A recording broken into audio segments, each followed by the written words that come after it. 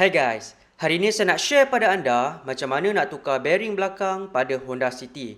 Macam yang korang tengok, mileage kereta ni dah jalan 350,000 and masalah dia makin laju kita bawa, makin kuat bunyi berdengung. Untuk kes ni, bunyi tu datang dari bahagian belakang. So, jom kita tukar bearing yang baru.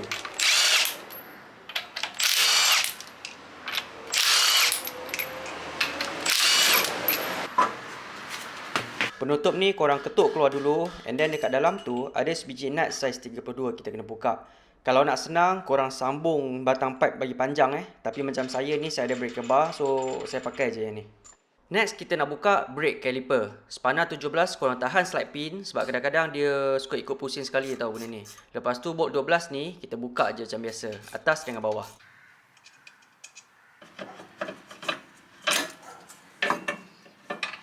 Bila caliper dah cabut, sekarang kita tanggalkan brake pad pula. Okey, next step, dengan menggunakan spanner saiz 14, ada lagi 2 bolt atas dan bawah kita kena buka.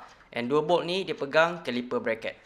Okey, bila bracket dah buka, kita proceed keluarkan disc rotor, and finally hub bearing ni korang tarik je keluar macam tu. Okey, cantik. Okey, untuk info korang, kebanyakan kereta kalau bearing belakang dia memang datang seketul hub macam ni Kalau depan kita boleh tukar bearing saja kan. Tapi kalau belakang mostly dia datang seketul macam ni. And macam biasalah, kalau barang-barang suspension saya akan pakai brand dari Mountain King. Kualiti okey, harga pun boleh dengar. Sebelum pasang, kita lap dulu bagi bersih. And saya rasa elok kita sapu sikitlah grease supaya next time kalau kita nak buka balik senang. Okey, sekarang ni kita pasang balik hub bearing yang baru. And untuk nut 32 ni, saya nak pesan, jangan ikat terlalu kuat. Kalau tak, bearing cepat jahanam. Korang pakai beberapa bulan, nanti dia akan bunyi balik.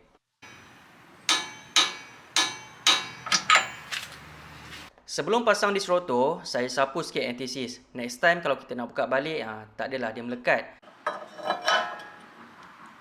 Pasang balik caliper bracket and 2 bolt atas bawah ni saya akan torquekan pada 40 foot-pound. Okey, cantik.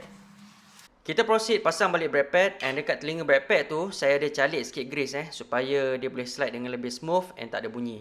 Masukkan balik brake caliper, lepas tu kita ikat je macam biasa, bolt 12 atas dengan bawah ni.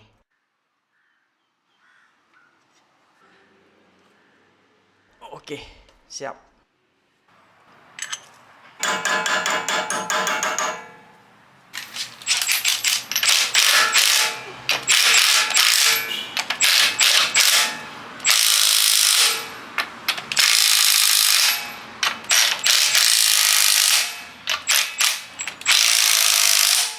Untuk sebelah sini pun sama jugalah, korang repeat je step yang sama. Sangat simple. Saya rasa kalau korang nak siapkan dua-dua belah ni, rasanya tak sampai sejam boleh siap lah.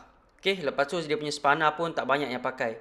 Cuma untuk belah ni, kalau korang ada masalah case bearing lekat, tarik-tarik tak nak keluar, jadi korang kena pakai special tools ataupun kalau bahasa Pomen kita panggil kaki itik lah. So, apa yang special tools ni buat, dekat tapak tu kan dia akan ikat dekat hub bearing kan. Lepas tu dekat tengah tu ada skru panjang. Jadi skru tu lah dia akan jack sikit-sikit sampailah bearing tu tercabut.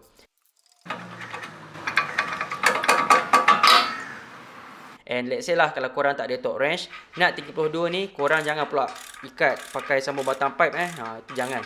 Korang ikat je sesedap punya rasa. Cukup lah ni.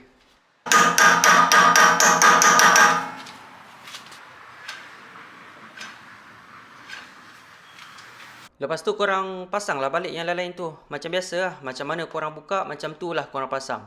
Okey, bila dah siap pasang apa semua, sekarang jom kita pergi test drive tengok.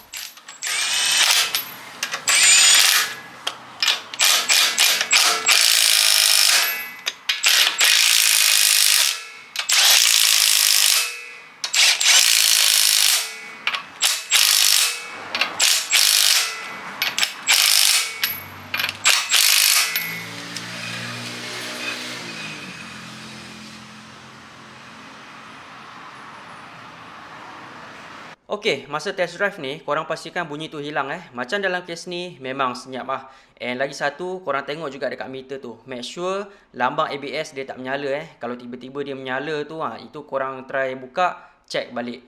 Tapi macam dalam kes ni, so far so good dah. Senyap je. Alright, settle satu masalah. Okeylah, saya harap perkongsian ini bermanfaat. Kalau korang ada apa-apa pertanyaan, korang komen je dekat bawah. Nanti saya cuba untuk balas lah. Okey, kita jumpa lagi next time.